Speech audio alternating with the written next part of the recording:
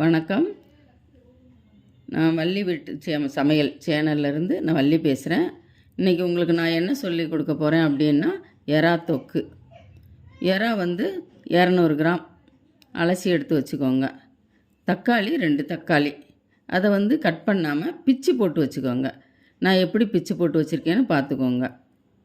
சின்ன வெங்காயம் 100 கிராம் பொடியாக கட் பண்ணி வச்சுக்கோங்க. இதை மசாலாத்தூள் ஒரு 3 ஸ்பூன் போடணும். இதை நீங்கள் எல்லாம் எடுத்து ரெடி பண்ணி வச்சுக்கோங்க. ஒரு அடுப்பில் கடாயை வச்சு 200 கிராம் நல்லெண்ணெய் ஊற்றுங்க. இதுக்கெல்லாம் நல்லெண்ணெய் ஊற்றினா தான் ரொம்ப நல்லாயிருக்கும். மீன் குழம்பு, எறா இந்த மாதிரிகள்லாம் நல்லெண்ணெய் ஊற்றினா தான் ரொம்ப நல்லாயிருக்கும். எண்ணெய் காஞ்ச உடனே கடுகு போடுங்க. கடுகு நல்லா பொரியட்டும். பொரிஞ்சு வந்ததுக்கப்புறமா நீங்கள் அதில் ஒரு 2 கொத்து கருவேப்பிலை போடுங்க. கருவேப்பிலை போட்டுட்டு அது நல்லா சடன்னு வெடிக்கும். வெடிச்சிக்கிட்டு இருக்கும்போதே சின்ன வெங்காயம் கட் பண்ணி வச்சுருக்கோம் பார்த்தீங்களா, 200 கிராம் சின்ன வெங்காயத்தை கட் பண்ணி வச்சுருக்கோம்ல, அதை போட்டு நல்லா கிளறி விடுங்க. ஒன்று போல் கிளறுங்க. நான் எப்படி கிளறி விடுறேன்னு பார்த்துக்கோங்க. அதே மாதிரி நல்லா கிளறுங்க. நல்லா வெங்காயம் பொன்னிறமாக கொஞ்சம் செவந்து வந்த உடனே தக்காளியை போடுங்க. தக்காளி பிச்சு போட்டிங்க அப்படின்னா சீக்கிரமாக வதங்கிடும். வதக்கிக்கிட்டு இருக்கும்போதே உப்பு போட்டுருங்க. உப்பு போட்டிங்கன்னா சீக்கிரமாக வதங்கும்.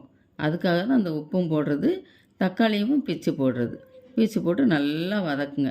நான் எப்படி கிண்டி விட்டு வதக்குறேன் பார்த்தீங்களா, அடியில் ஒட்ட விடாத அளவுக்கு கிண்டி விட்டுக்கிட்டே இருக்கணும். நான் எப்படி வதக்குறேன், எப்படி கிண்டி விடுறேன், அந்த மாதிரி நீங்கள் பார்த்து செய்யுங்க. அப்போ தான் உங்களுக்கு நான் சொல்கிற மாதிரி செஞ்சிங்கன்னா தான் நல்லாயிருக்கும். 2 ஸ்பூன் இஞ்சி பூண்டு விழுது, இஞ்சி பூண்டு விழுது போட்டு நல்லா கிளறுங்க. கைவிடாமல் கிளறிக்கிட்டே இருக்கணும். நான் எப்படி கிளறேன்னு பார்த்துக்கிட்டிங்களா? ஏன்னா இஞ்சி பூண்டு விழுது போட்டோம்னா உங்களுக்கு ஒட்ட ஆரம்பிச்சிரும். ஒட்ட ஆரம்பிச்சிச்சின்னா அப்புறம் அடிப்பிடிக்க ஆரம்பிச்சிரும்.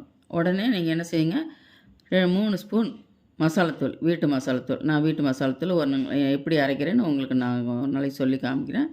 அதேமாரி செஞ்சுக்கோங்க. வீட்டு மசாலாத்தூள் போட்டு நான் எப்படி கிளறேன் பார்த்தீங்களா, அடியில் ஒட்ட விடாமல் நல்லா கிளறி விட்டுட்டு தண்ணி ஊற்றுங்க.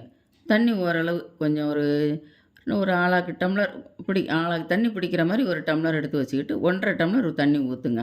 ஊற்றி நல்லா கிளறி விடுங்க. நான் கிளறி விடுறேன் பார்த்தீங்களா, அது மாதிரி நல்லா அடியில் நல்லா தக்காளி, இஞ்சி பூண்டு விழுதெல்லாம் இல்லாமல் நல்லா கிளறி விட்டுருங்க. கிளறி விட்டுட்டு நல்லா கொதிக்கட்டும். நல்லா கொதித்து வரும்போது நீங்கள் பொடி எறாவாக வாங்கினீங்கன்னா தான் நல்லது. பெரிய எறானா கொஞ்சம் ரப்பர் மாதிரி ஆகிடும். இந்த சின்ன எறாவும் அதுவும் நம்ம சீக்கிரமாக மசாலாத்தூளை போட்டு தண்ணியை ஊற்றின உடனே எறா போடக்கூடாது. இறக்குறதுக்கு கொஞ்சம் நேரத்துக்கு முன்னாடி தான் நம்ம எறா போடணும். ரொம்ப நேரம் நம்ம அடுப்பில் வச்சுக்கிட்டே இருந்தோம்னா எறா அது மாதிரி தான் ஆயிரும், ரப்பர் மாதிரி. அதனால் கொஞ்சம் நம்மளுக்கு இதுவாக வேணும். கொஞ்சம் மஞ்சத்தூள் கொஞ்சம் போட்டுக்கோங்க. ஒரு 1/4 ஸ்பூன் மஞ்சத்தூள் போட்டு நல்லா கிளறிக்கோங்க. கிளறிட்டு அப்படியே எறாவையும் போட்டுருங்க. எறாவை போட்டு நல்லா கிளறுங்க. கிளறி ஒன்று போல் கிளறி விட்டுக்கிட்டே இருங்க. கிளறி விட்டுக்கிட்டே இருந்தீங்கன்னா அந்த அது ஒன்று போல் பிறண்டு வரும். இல்லை ஒரு பக்கம் வெந்திருக்கும், ஒரு பக்கம் வேகாமல் இருக்கும். நல்லா ஒன்று போல் கிண்டி விடுங்க. கிண்டி விட்டுட்டு நல்லா கொதிக்கட்டும். கொதித்து வரும்போது மிளகுத்தூள் கொஞ்சம் போடுங்க. மிளகுத்தூள் போட்டு மல்லித்தூள் கொஞ்சம் மல்லித்தூள் இல்லை, மல்லிச்செடி கொஞ்சம் பிச்சு நல்லா அதையும் போட்டுருங்க. பொடியாக கட் பண்ணி வச்சுக்கோங்க. போட்டு நல்லா கிளறி விட்டுக்கிட்டே வந்தீங்கன்னா நல்லா உங்களுக்கு சுவையான அது எறா கிடைக்கும். நீங்கள் சப்பாத்திக்கு தொட்டு சாப்பிட்டுக்கலாம். சாப்பாட்டுக்கு நல்ல சூடான சாப்பாட்டில் போட்டு பிசைஞ்சு சாப்பிட்டிங்கன்னா ரொம்ப நல்லாயிருக்கும்.